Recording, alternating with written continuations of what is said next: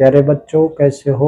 I hope आप स्वस्थ होंगे, मस्त होंगे, व्यस्त होंगे, अपना काम कर रहे होंगे, गणित को बड़े ध्यान से लगा रहे होंगे। तो आइए चलते हैं सीधे अपने टॉपिक पर, अपने सवाल पर।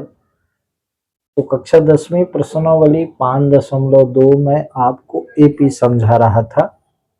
यहाँ पर मैं शुरू में आपको बता दूं कि 5.2 हो चाहे या कि दूसरी प्रश्नावली हो, उसमें मैं 2-3 खंड करके, अर्थात एक प्रश्नावली, जिस प्रकार से प्रश्नावली में ज्यादा क्वेश्चन है तो उसके आधार पर हम एक प्रश्नावली के 2-3 वीडियो बनाते हैं।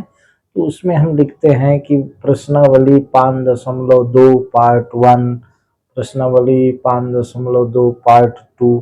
तो आप जब देखेंगे तो प्लीज इसका ध्यान रखेंगे कि जहां पर आप देख रहे हैं, अगर किसी पार्ट को देख रहे हैं तो आप किताब में देखेंगे, अगर पूरे प्रश्न नहीं है तो आप उसमें देख लेंगे आप कौन सा पार्ट देख रहे हैं। तो इस तरह से 1, 2, 3, 4 पार्ट तक में मैं सभी एक्सरसाइज, सभी प्रश्नावली, जिस प्रकार से प्रश्नावली में क्वेश्चन है उसके आधार पर रखता हूँ।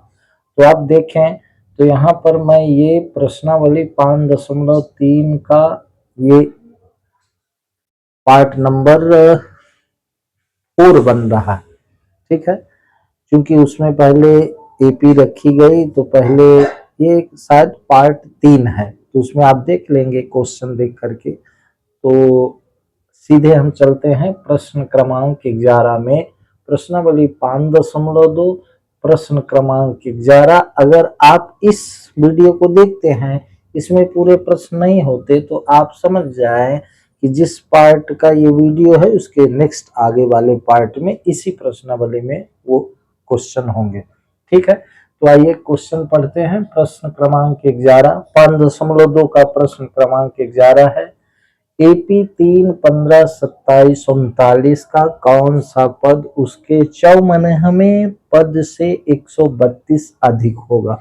प्रश्न को सबसे ज्यादा इम्पोर्टेंट है पहले समझना। तो एपी दी गई है, अगर एपी दी गई है तो इसका सीधा सा मतलब ये हो गया कि आपको प्रथम पद भी मिल जाएगा और सार्वंतर डी भी मिल जाएगा।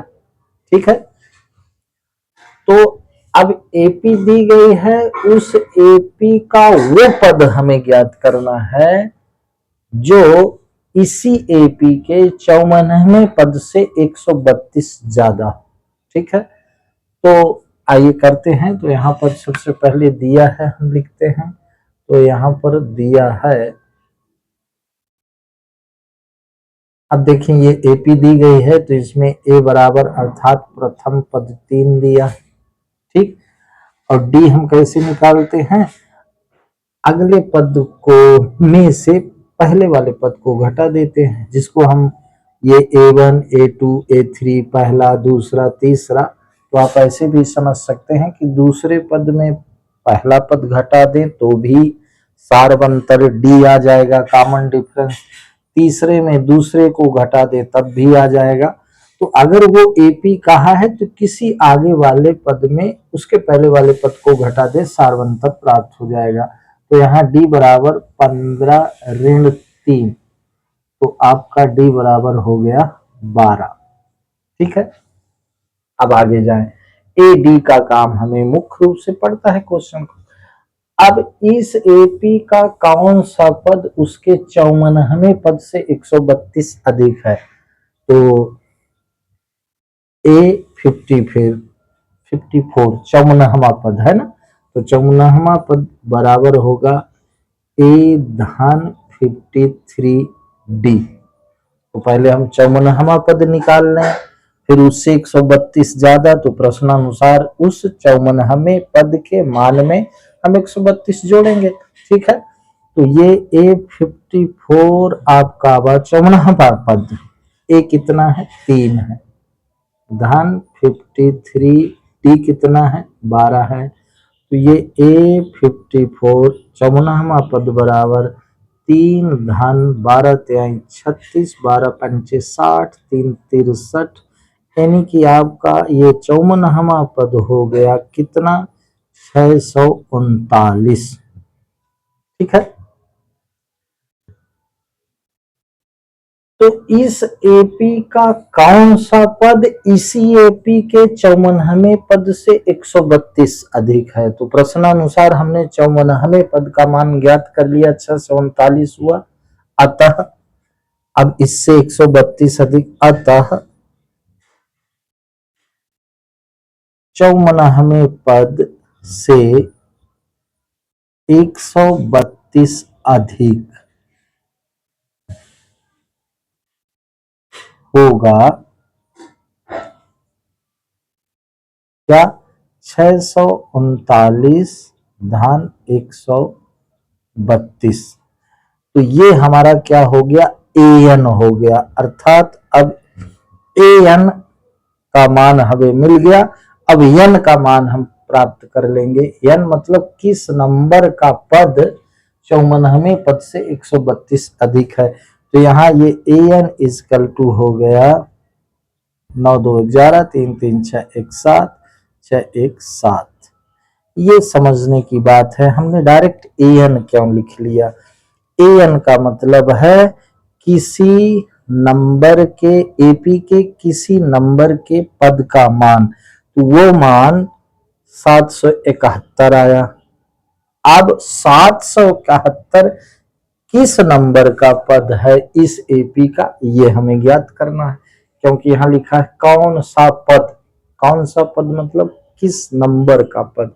ठीक है, तो एन बराबर 771 हो गया। अब सीधे लिख लेंगे, अतः एन बराबर ए धन n माइनस 1 इंटू डी। तो एन कितना है? 771। ए कितना है? 3। एन हमको ज्ञात करना है। डी कितना है? 12। ठीक है, तो 771 ऋण 3, ये 3 इधर धन था, बराबर के इधर आया तो ऋण हो गया। अब 12 का n में हमने गुणा किया तो 12n ऋण 12। अब ये ऋण 12 भी इधर आ जाएगा। तो 771 ऋण 3 धन 12 बराबर 12n। ठीक है, ये ऋण 12 इधर आ गया बराबर के, तो धन हो गया। अब धन धन आपस में जुड़ेंगे, फिर ये घटेगा तो 71, तो ये हो गया 771 में हमने 12 जोड़ दिया तो ये हो गया 783 ऋण 3 बराबर 12n। ठीक है, तो 780 बराबर 12n। तो इसको 780 बटे 12 बराबर n लिख सकते हैं, या कि 12n बराबर 780, तो n बराबर 780 बटे 12। तो 12 छंग 72, 12 पंचे 60, यानी n बराबर हो गया 65। यानी कि इस एपी का 65वां पद इसी एपी के 54वें पद से 132 अधिक होगा। बात समझ में आ गई होगी। ठीक है, तो यहाँ देख लें किस प्रकार से शुरुआत करें। और फिर हमने 54वें पद का मान ज्ञात किया। चूंकि 54वें पद से 132 ज्यादा बता रहा है, इसलिए 54वें पद का मान 639 आया, उसमें मैंने 132 जोड़ा तो ये 771 उस पद का मान आया। अब वह पद किस नंबर पर है ये हमने यहाँ पर n ज्ञात किया। तो उत्तर बराबर आपका हो गया, इंपॉर्टेंट प्रश्न है, उत्तर बराबर 65वां पद। ठीक है, ये उत्तर हो गया। कह रहा है कि इस एपी का कौन सा पद 54वें पद से 132 अधिक होगा। तो इस एपी का 65वां पद 54वें पद से 132 अधिक होगा। इस प्रश्न को ऐसे करेंगे। ठीक है, तो बिल्कुल स्पष्ट है, सरल से सरल तरीके से बताने का प्रयास है। आप इसको वीडियो रोककर लिख लीजिएगा। ठीक है, तो आइए देखते हैं अगला प्रश्न, प्रश्न क्रमांक 12। अब आप किताब में देखिएगा, क्योंकि ये पहला शुरुआत करे थे तो मैंने प्रश्न लिखा था। अब आप प्रश्न बुक में देखिएगा, हल यहाँ पर मैं समझाता हूँ। ठीक है, प्रश्न क्रमांक 12 में आ जाते हैं। प्रश्न क्रमांक 12 कहता है क्या दो समांतर श्रेणियों का सार अंतर समान। ठीक है, प्रश्न क्रमांक 12 सीधा सा हल। दो समांतर श्रेणियां हैं।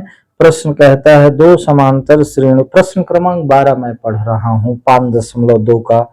दो समांतर श्रेणियों का सार अंतर समान है यदि इनके सौवें पद का अंतर 100 है तो इनके 1000वें पदों का अंतर क्या होगा। ठीक है, तो जैसा कि शुरू में मैं लिखता हूं, दिया है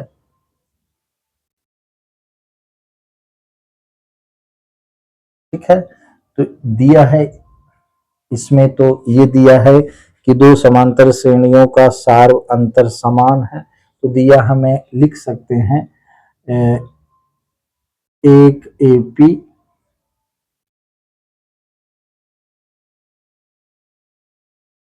एक एपी। अब इसमें दिया है से बात नहीं बनेगी, दिया है तो स्पष्ट रूप से तो कुछ नहीं दिया है, तो इसमें दिया है क्या लिखना है, ये जरूर दिया है कि दो एपी हैं, तो यहां मान ले कि दो एपी क्या है, माना एक AP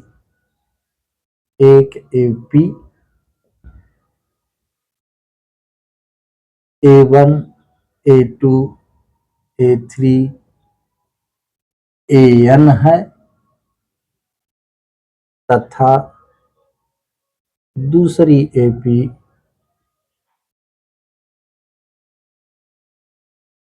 B1 B2 B3 BN है। ठीक है, दो एपी का सारवंतर, इनका अंतर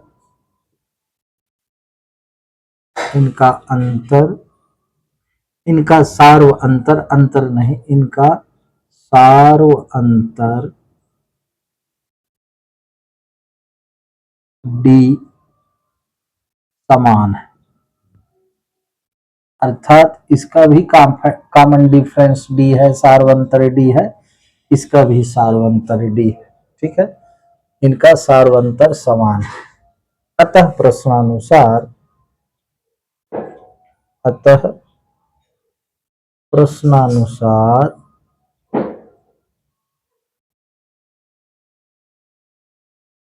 A100 इनके सौवें पद का अंतर, B100 बराबर 100 ये दिया।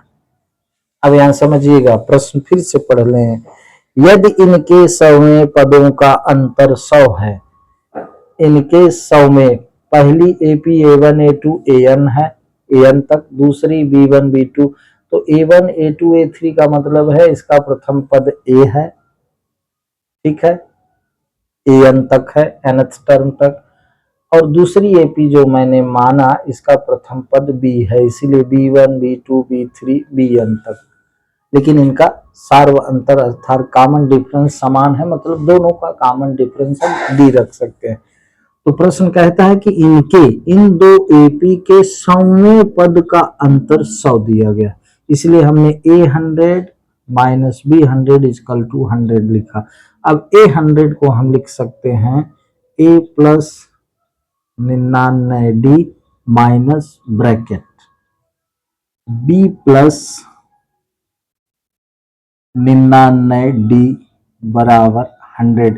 ये भी इंपॉर्टेंट प्रश्न है, आपके समझ में आता होगा। इनके सौवें पद का अंतर 100 है। एक एपी है A1 A2 A3 जिसका प्रथम पद A है, दूसरी AP B1 B2 B3 BN तक जिसका प्रथम पद B है, इसलिए इसको हमने A100, उनके सौवें पद का अंतर 100 है, तो A100 माइनस अंतर बोला है B100 बराबर 100। तो A100 को हम जनरल फॉर्म में ऐसा लिख सकते हैं माइनस ये, और B100 को हम ऐसा लिख सकते हैं B प्लस 99D। तो इसको सॉल्व करेंगे तो A plus 99D minus B minus 99D equal to 100, ये ऐसा सॉल्व हुआ। ये प्लस माइनस का माइनस, माइनस प्लस का माइनस। अब देखिए 99D माइनस है, ये प्लस से कट गया, तो ये a माइनस बी बराबर 100 हमें मिला। इसको हम पहला इक्वेशन मान सकते हैं। ठीक है, अब ज्ञात क्या करना है? ज्ञात करना है हमें प्रश्नानुसार, हमें ज्ञात करना है, क्या ज्ञात करना है भाई? इन्हीं एपी के 1000 में पदों का अंतर। तो ज्ञात करना है a 1000 माइनस b 1000। अब देख लें, ठीक है, तो a 1000 को हम लिख सकते हैं a plus 999d minus b plus 999d। तो इसको हम सॉल्व करें तो a plus 999d minus b minus 999d। अब ये 999d निगेटिव है, माइनस है, ये प्लस है तो कट गया। कट गया मतलब घट गया। 999d में 999d जाएगा तो 0 आएगा, इसलिए इन दोनों को काट दिए। तो हमको क्या मिला? a माइनस बी, यानी कि इसके 1000 में पद का अंतर भी a माइनस बी आया, जो कि पहले इक्वेशन में a माइनस बी बराबर 100 दिया। ठीक है, अतः प्रथम समीकरण से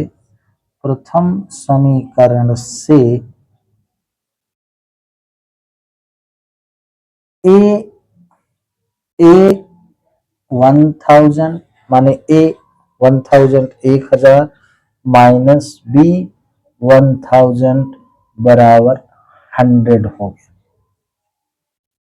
अब 100 क्यों लिख लिया ये समझना होगा। हमने जब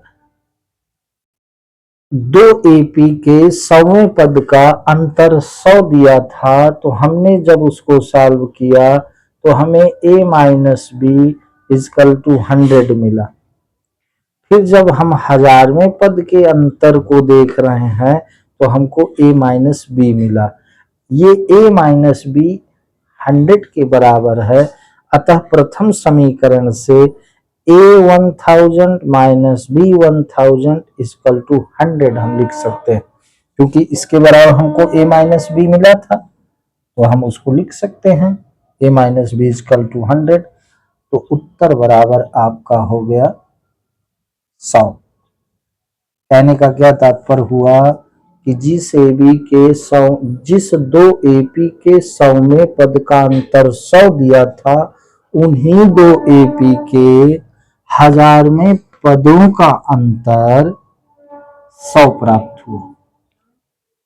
ये कैसे हल किया है आप देख रहे हैं। ठीक है, a 1000 माइनस b 1000 हमने सॉल्व किया, तो यहाँ a माइनस बी प्राप्त हुआ, अर्थात इनके 1000वें पद का जो अंतर प्राप्त हुआ वो a माइनस बी प्राप्त हुआ। और समीकरण 1 से a माइनस बी का मान 100 है, इसलिए हमने यहाँ 1000वें पद का जो अंतर आया था a माइनस बी, उसके स्थान पर हमने 100 लिख लिया, तो उत्तर बराबर ये 100 हो गया। आशा है आपको ये बात समझ में आई होगी। ठीक है, तो इस तरह से ये इम्पोर्टेंट प्रश्न है, प्लीज इसको 1-2 बार देखिएगा, परीक्षा में दे देता है। ठीक है ना, तो इस तरह से आपका ये 12वां प्रश्न सॉल्व हुआ। रोक कर वीडियो लिखेंगे। ठीक है, मैं इसको मिटाई दे रहा हूँ। आइए 13वां प्रश्न में चलते हैं। आपको बता दूं एनसीईआरटी बुक की एक खासियत है कि हर प्रश्न थोड़ा अलग होते हैं, अलग थीम लिए रहते हैं, इसीलिए एनसीईआरटी ग्रेट प्रकाशन माना गया किसी भी क्लास के पुस्तक के लिए। अब देख लीजिए 12वां प्रश्न ऐसा था, 13वां प्रश्न थोड़ा हटके है। प्रश्न क्रमांक 13, इसमें दिया है 3 अंकों वाली कितनी संख्या है। छोटा प्रश्न लिख सकते हैं, 3 अंकों वाली कितनी संख्याएं, तीन अंकों वाली कितनी संख्याएं 7 से विभाज्य हैं, 7 से विभाज्य हैं। बढ़िया क्वेश्चन है मेरे भाई। गणित लगाएं तो लगाते लगाते वो ऐसी आदत बन जाती है कि सारे प्रश्न अच्छे लगने लगते हैं। 3 अंकों वाली कितनी संख्याएं 7 से विभाज्य हैं। अब देखिए इसमें प्रश्न के अनुसार ही हम सोचते हैं 3 अंकों वाली कितनी संख्याएं 7 से विभाज्य। तो मेरे भाई पहले तो ये सोचें कि पहली 3 अंकों वाली संख्या कौन है। तो पहली 3 अंकों वाली कहें तो 3 अंकों वाली सबसे छोटी संख्या 100 है। तो क्या 100 7 से विभाज्य है? नहीं विभाज्य है। ठीक है, तो हम देखेंगे कि 3 अंकों वाली पहली कौन सी संख्या 7 से विभाज्य है। फिर 3 अंकों की सबसे बड़ी संख्या 999 है। तो देखें 999 7 से विभाज्य है कि नहीं, उसकी पहली वाली कौन संख्या 7 से विभाज्य है। इस तरह से एक हम एपी बना लेंगे, है ना। तो हल करते हैं।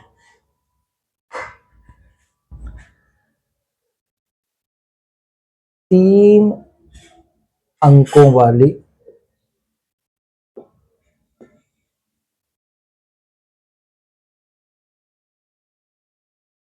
संख्याएं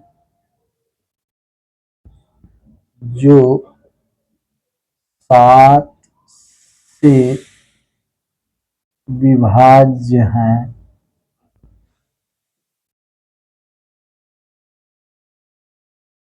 पहली संख्या।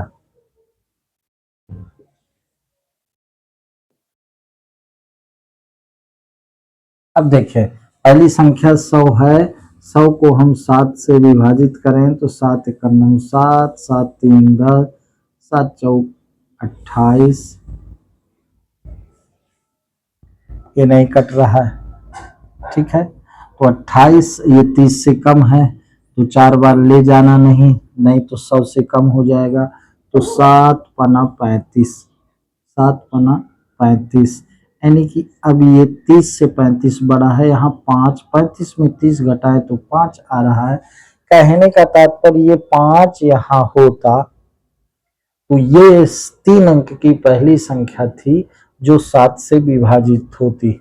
क्योंकि 7 चौक 28 होता है, 28 से यहाँ 30 में जब 28 घटाएंगे तो शेष फल आएगा, पूर्णतः विभाजित नहीं है। तो हम 7 को 4 बार पढ़ना पढ़ के 5 बार पढ़ रहे हैं 30 के आगे, तो इसका मतलब ये 5 शेष हो रहा है। इसका मतलब 100 से आगे 5 तो 105, इसी शेष फल को जोड़ देंगे तो पहली संख्या हुई 105। 3 अंकों वाली पहली संख्या 105 है जो 7 से विभाजित होगी। ये इससे आप समझ गए होंगे। अब दूसरी संख्या इसी में 7 जोड़ दें, ठीक है। अतः एपी हुई क्या 105, दूसरी संख्या 112, 5 में 7 जोड़ देंगे। अब ये भी 7 से विभाज्य, अब इसमें 7 जोड़ दें तो 112 7 19 डॉट डॉट डॉट। अब 3 अंकों की वह बड़ी से बड़ी संख्या जो 7 से विभाजित हो, तो 3 अंक की सबसे बड़ी संख्या 999 है। आइए देखें क्या ये 7 से विभाजित होगी। तो 7 × 9 7, 2 आ गया, 7 चौक 28, 1 ये 9, अब 7 दूनी 14, 7 × 3 21 ज्यादा हो जाएगा 14, तो यहाँ 5 आया, 9 में 4 गए 5, यानी इसमें से अगर हम 5 घटा दें, अब इस बार घटा रहे हैं, उस बार जोड़े थे इस बार घटा रहे हैं, क्योंकि 999 के आगे नहीं जा सकते इसलिए इसमें घटाना होगा।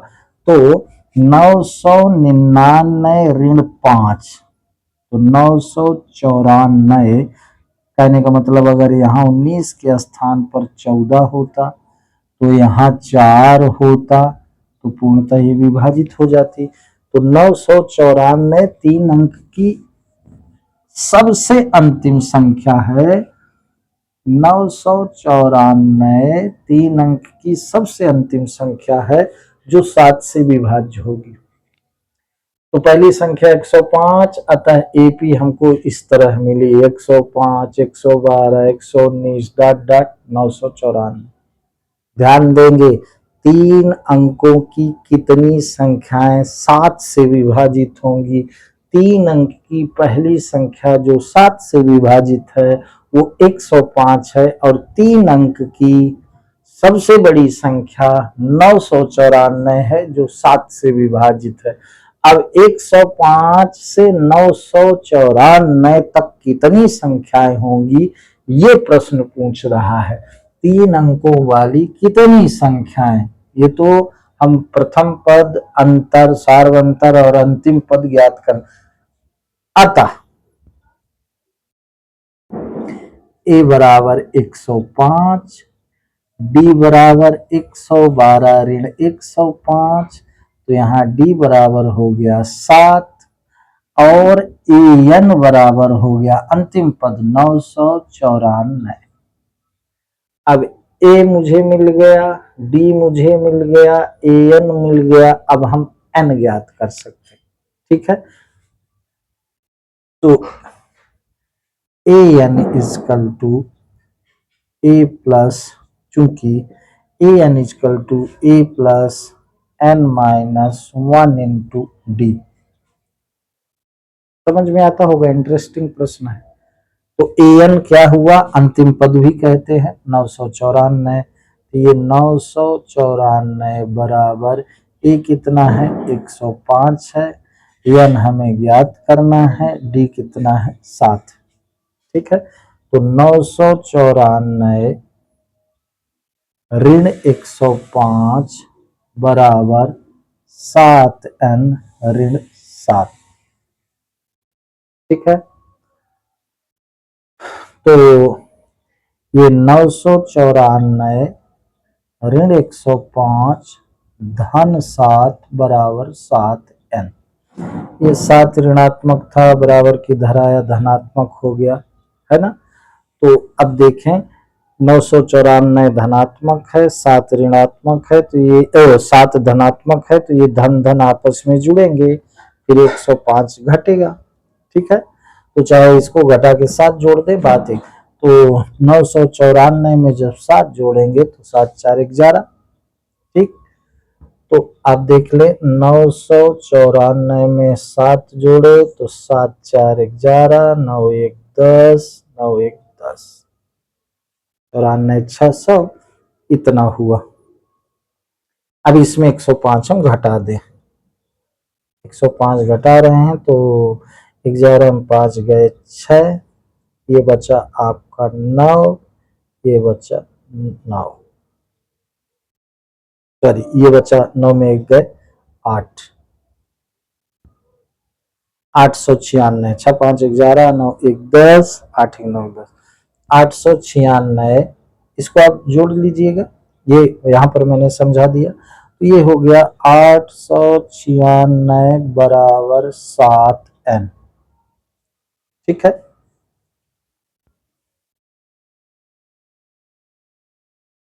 तो ऐसा भी लिख सकते हैं 7n बराबर 896, तो n बराबर 896 बटे 7, तो 7 एकम 7, 7 दूनी 14, 7 अठे 56, यानी n बराबर 128, यानी उत्तर बराबर 128। 128 क्या हो गया, 128 ऐसी 3 अंकों की संख्या है जो 7 से विभाजित हो जाएंगे। उत्तर आ गया 128।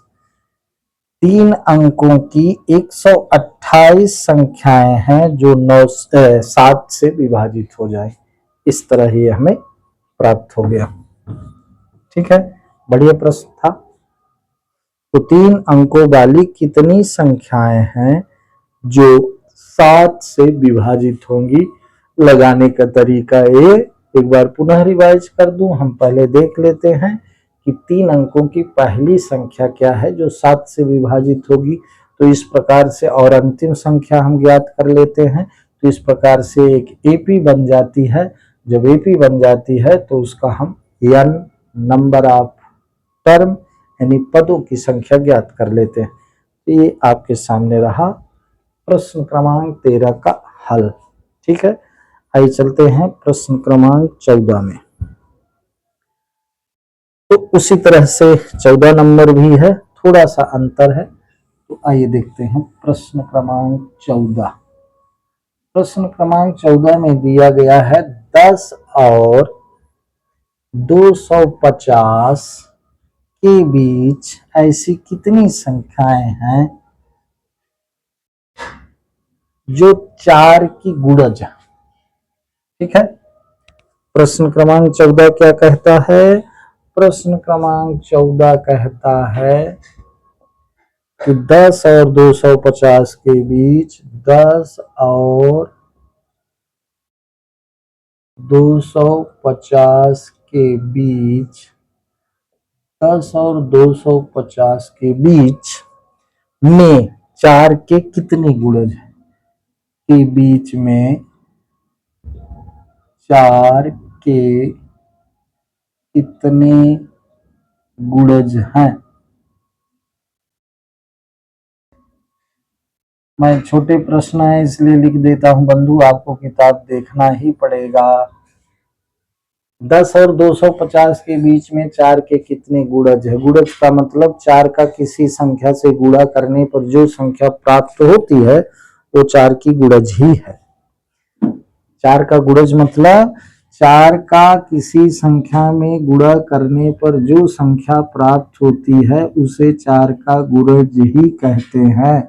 उदाहरण के लिए ये सारी संख्याएं 4 की गुणज हैं। 4 का 1 में गुणा किया तो 4, 4 का 2 में गुणा किया तो 8, 4 में 3 का गुणा किया तो 12। ये 4, 8, 12 ये सब 4 के गुणज हैं। जैसे 4 में 100 का गुणा करेंगे तो 400, 400 भी 4 का एक गुणज है। तो यहाँ प्रश्न पर विचार करें, 10 और 250 के बीच 4 के गुणज कितने हैं? ठीक है, तो यहाँ हम हल करेंगे। तो प्रश्नानुसार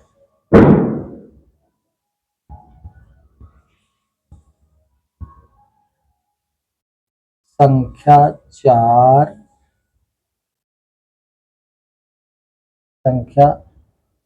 4 के गुणज क्या? पहला 10 और 250 के बीच, तो 10 के आगे पहला 4 का गुणज है 12।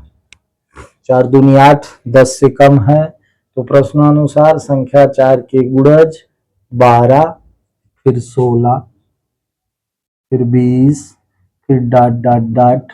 अब 250 को देख लें, चूंकि 10 और 250 के बीच पूछा है तो इसके बीच न 10 न 250, इनके बीच 4 के कितने गुणज है? तो पहला 4 का गुणज 12 है, दूसरा 16, तीसरा 16 4 20।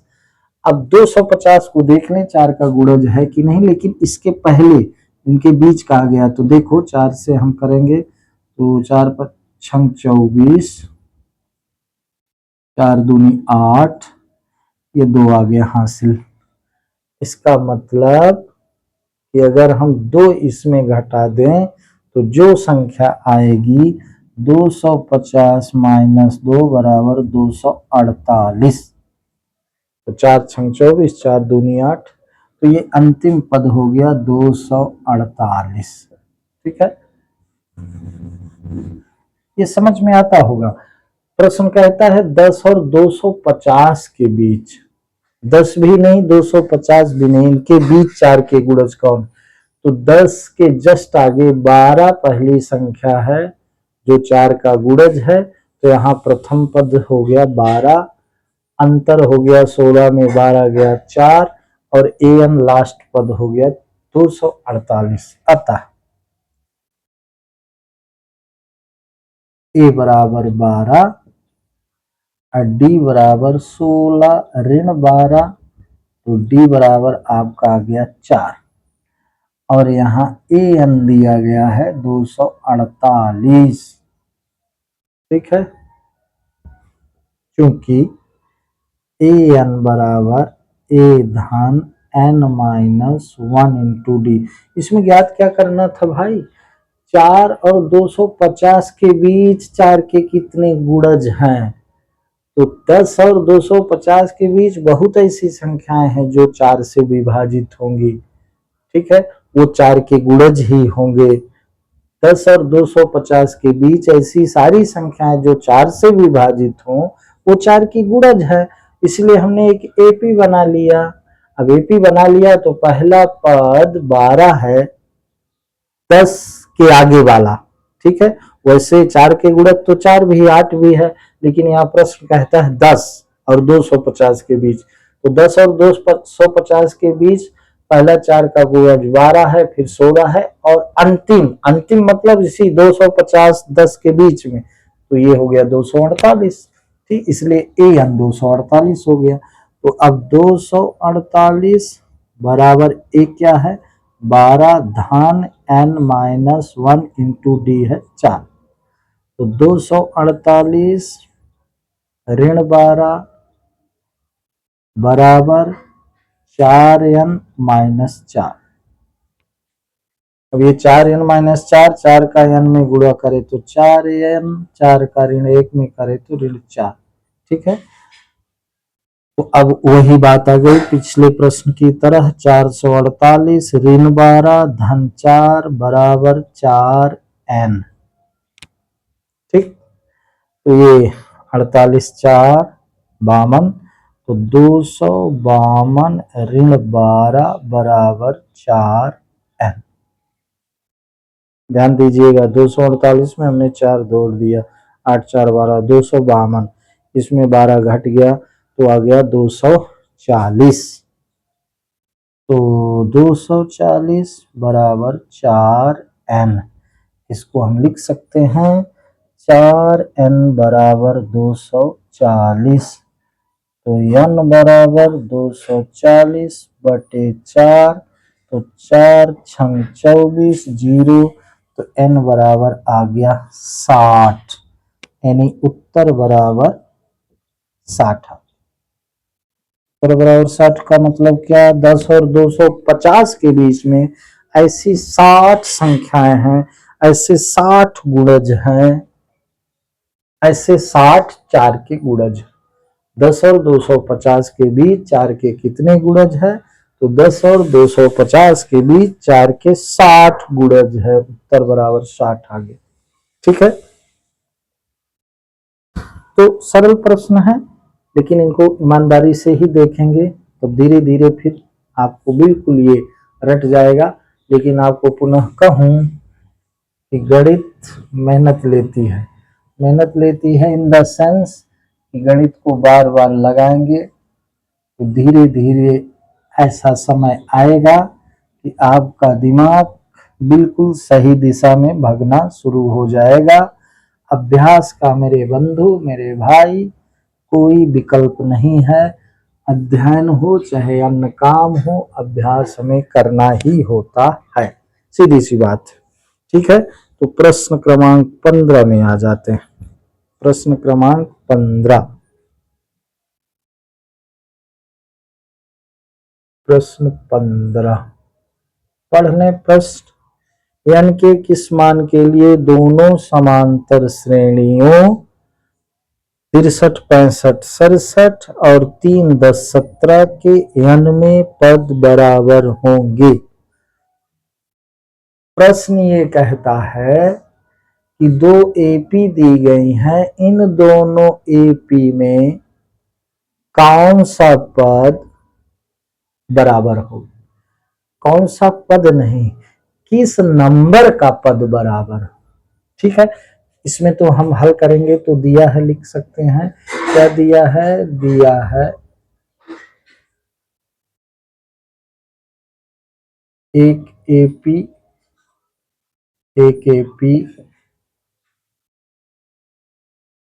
63, 65, 67 डॉट डॉट डॉट। ठीक है, दूसरी एपी क्या दी है भाई? दूसरी एपी दी गई है 3, 10, 17।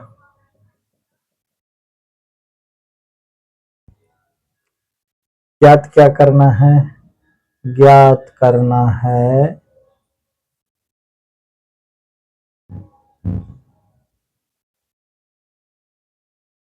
किस, ज्ञात करना है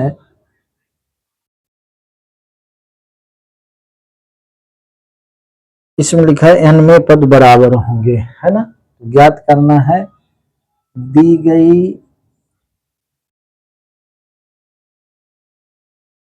एपीज में कौन से नंबर का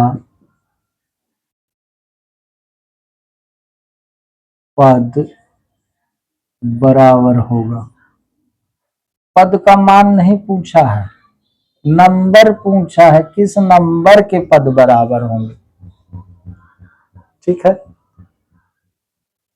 दी गई एपीज में कौन से नंबर का पद बराबर होगा, इसको ऐसा भी कह सकते हैं कि n में पद बराबर होंगे n के किस मान के लिए।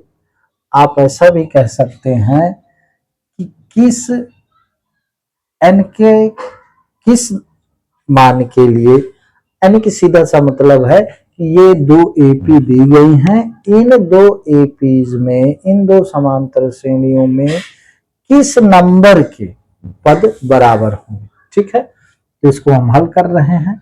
दिया है, दो एपी दी गई है, तो माना ए एन बराबर बी एन। अब ये ए एन बराबर बी एन मैंने क्यों लिख लिया भाई? ए एन किसी नंबर के पद का मान है पहले एपी का, बी एन किसी नंबर के पद का मान है दूसरे एपी का।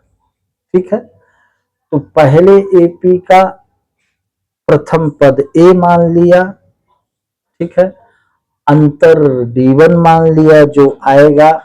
उसी प्रकार से दूसरे एपी का प्रथम पद बी हमने मान लिया जो दिया है, अंतर D2 मान लें क्योंकि दोनों में अंतर अलग अलग है। ठीक है, क्योंकि पहली एपी में ए बराबर 63, D1, क्योंकि डी अगर दोनों में लिखेंगे तो ये तो समान हो गया, जबकि दोनों का डी, दोनों का अंतर असमान है, इसलिए D1 बराबर हम मान लेंगे 65 ऋण 63, तो D1 बराबर हो गया 2। ठीक, दूसरी एपी में प्रथम पद क्या है? बी बराबर 3 और D2 बराबर 10 ऋण 3 बराबर 7। अब ध्यान दीजिएगा, ये हम D1 इसलिए माने हैं कि इसका सार्व अंतर, इसका सार्व अंतर अलग अलग होगा, इसलिए दोनों को हम D नहीं मान सकते। तो पहली एपी का D1 माना, यानी कि पहली एपी का सार्व अंतर हमने D1 मान लिया जो 2 आ रहा है, और दूसरी एपी का प्रथम पद B और सार्व अंतर D2 माना जो कि 7 आ रहा है। ठीक है, अतः अब वही जो हमने माने हैं, अतः ए एन बराबर बी एन, तो ए एन बराबर होता है ए धन एन माइनस 1 इंटू D1। ठीक, बराबर, क्योंकि दोनों के एन बराबर होने चाहिए, B plus N minus 1 into D2। Confuse नहीं हुई है, बिल्कुल स्पष्ट आपको बता रहा हूं। तो ए क्या है मेरे भाई, ए यहाँ है 63, 63 धन n माइनस 1 इंटू D1 यहाँ पर क्या दिया गया है 2 बराबर b क्या है, तो b है 3 धन n माइनस 1 इंटू D2 क्या है 7।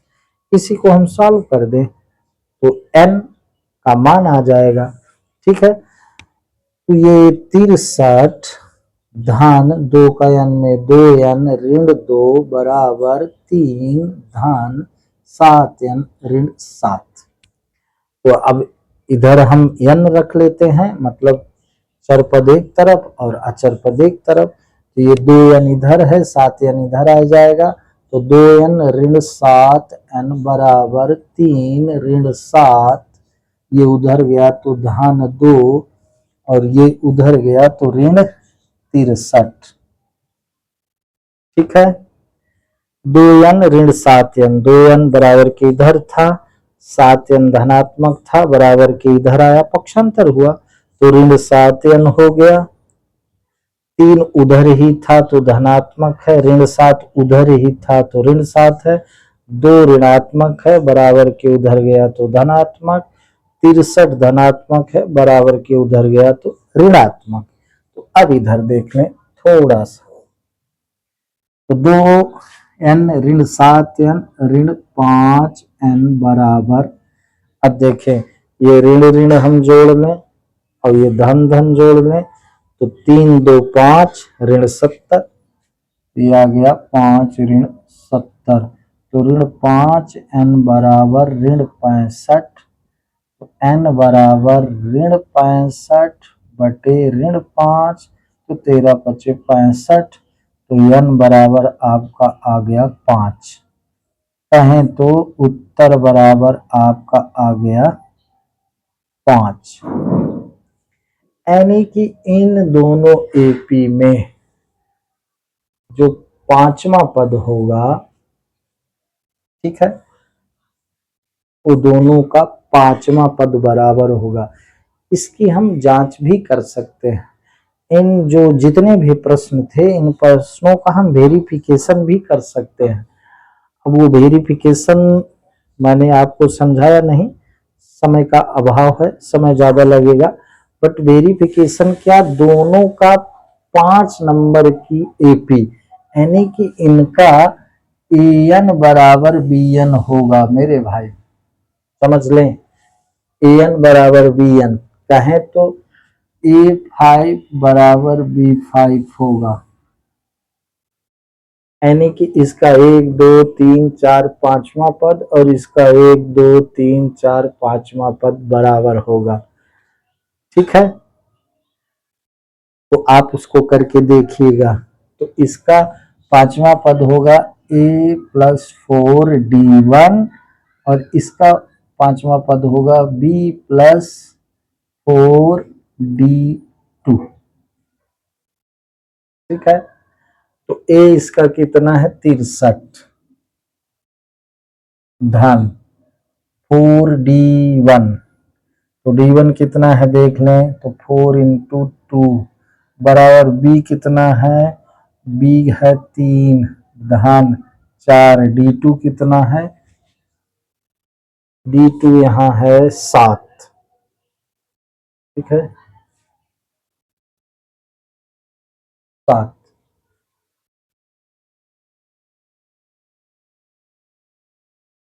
a प्लस 4d1, तो इसमें a है 63 और 4d1, तो 4d1, d1 है 2। ठीक है, तो 4 दूनी 8 3 11, 4 b प्लस 4d, तो b प्लस 4d, तो मतलब हो गया b है 3, 10 में 3 गया 7, 7 चौक 28, 3 an बराबर bn, यानी कि n आ गया 5, तो इनका पांचवा पद n 5, तो इनका पांचवा पद बराबर ही होना चाहिए। तो 4 दूनी 8, तो 63 धन 8 बराबर 3 धन 28, 7 चौक 28, 4D, A5, A plus 4D 1, 63, 65, sir 3, 10, 17, 27, 28। तो ये तो बराबर नहीं हो रहा है, बट इसमें आपका उत्तर 5 ही दिया गया है ना। इस तरह से इसको देख लेते हैं। भाई भाई भाई मेरे कहीं इसमें गलत हो रहा है क्या? इसमें n के किस मान के लिए मेरे भाई? हक तेरी की, देखो कभी कभी हो जाता है। यहाँ मैंने 5 तिरहम काटा है, यानी 13, तो n बराबर 13 आना चाहिए। देखो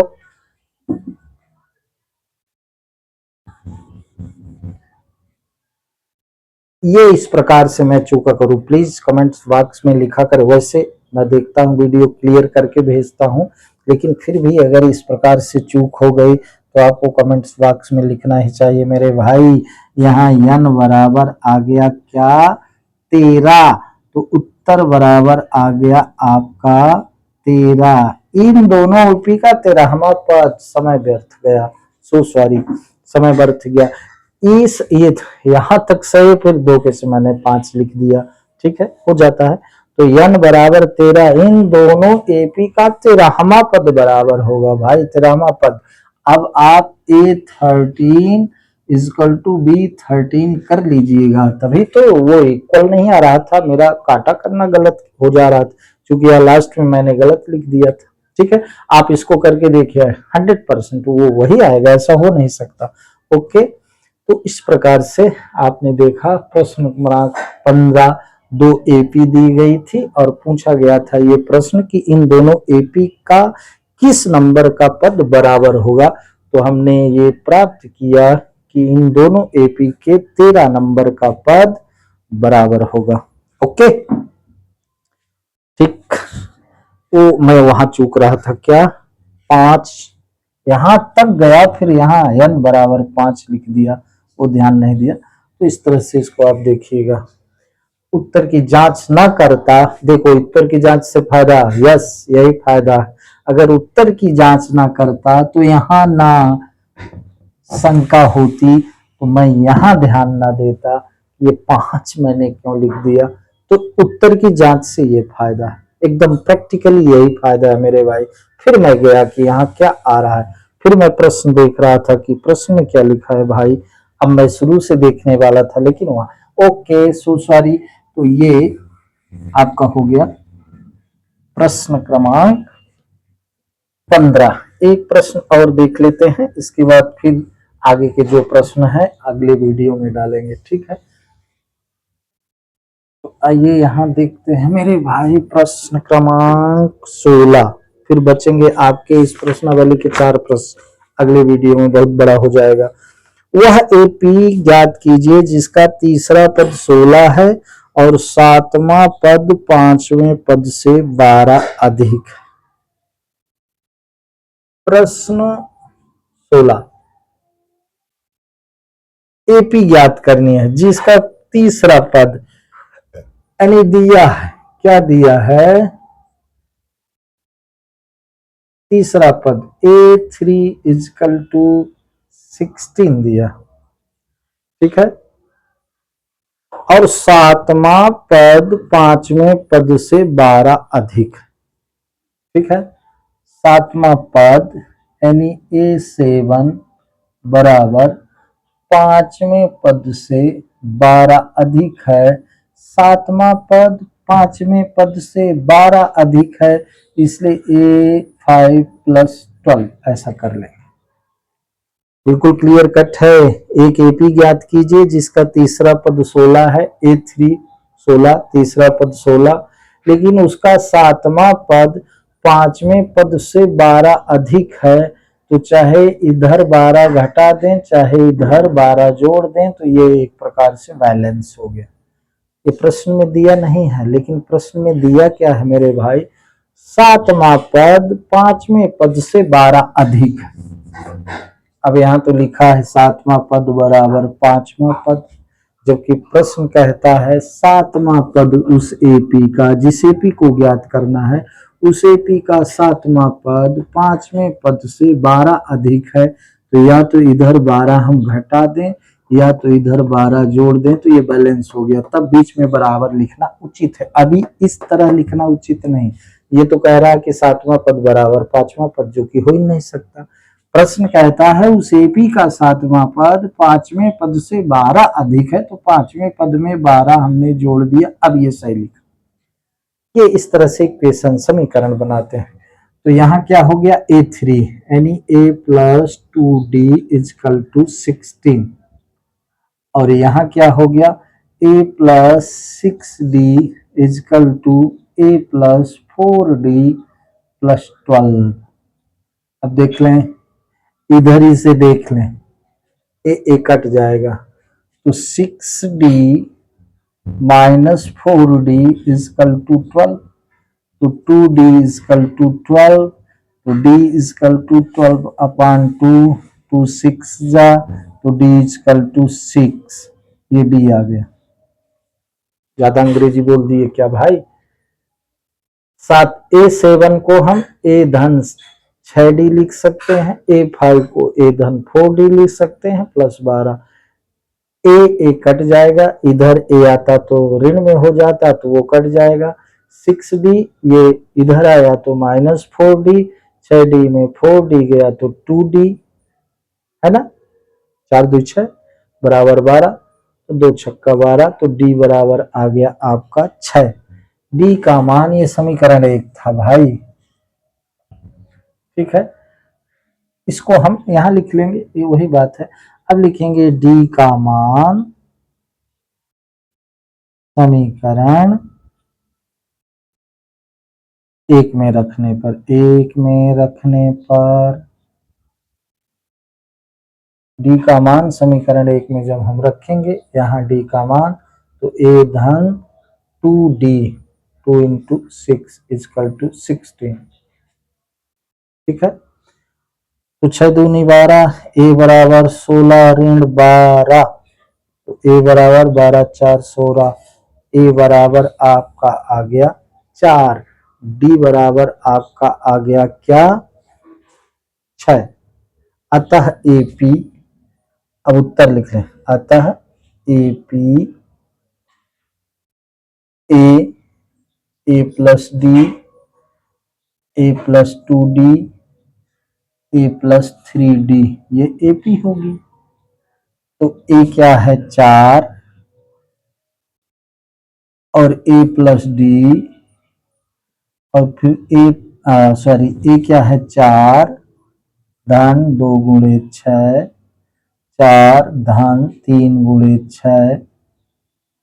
अब ये उत्तर आ रहा, तो ये हो गया क्या 4 10, 6 दूनी 12 4 16, 6 त्रिका 18 4 22, ये आपका हो गया उत्तर। ये आपकी आ गई AP, क्या 4 10 16 22, ठीक है। तो इस तरह से ये 16वें नंबर के प्रश्न तक मैंने आपको समझा दिया। तो मैं AP में चल रहा था, थोड़ा सा बीच में वो हुआ, विस्मृत हुआ मैं, तो बात थोड़ा समय ज्यादा लगा, तो आपकी ये समझ में आया होगा। इसको मैंने इधर कर दिया, आप चाहें तो इधर से ऐसे करके फिर आप कर सकते थे, सरल है इसलिए मैंने इसको इधर ही लगा दिया। तो प्यारे बच्चों, मैं पहुंच गया हूं प्रश्नावली 5.2 के प्रश्न क्रमांक 16 में। पुनः मैं आपको याद दिला दूं ये वीडियो समाप्त करने से पहले कि प्रश्नावली जब बड़ी होती है तो उसको मैं 2-3 पार्ट में करता हूं। अगर आप इस पार्ट को देख रहे हैं तो इसके पहले आप समझ गए, वीडियो में ऊपर ही लिखा रहता है पार्ट 1 पार्ट 2, तो आपको आगे पीछे के क्वेश्चन देखना है तो आप पार्ट 1 पार्ट 2 पार्ट 3 ऐसा करके देख सकते हैं। तो प्लीज मैं पुनः कहूंगा, अगर मेरी बात आपको समझ में आ रही है, आपको ये समझाना मेरा अच्छा लग रहा है, तो प्लीज आप इन वीडियो को अपने मित्रों को भेजें, उनको भी बताएं कि कि मेरी समझ में तो यार बढ़िया आ रहा है, तुम्हारे समझ में देख लो शायद आए, तो प्लीज़ मेरे वीडियो को लाइक करें, मेरे चैनल को सब्सक्राइब करें और कमेंट्स बॉक्स में ज़रूर अपनी बात रखें। आज बस इतना ही, धन्यवाद।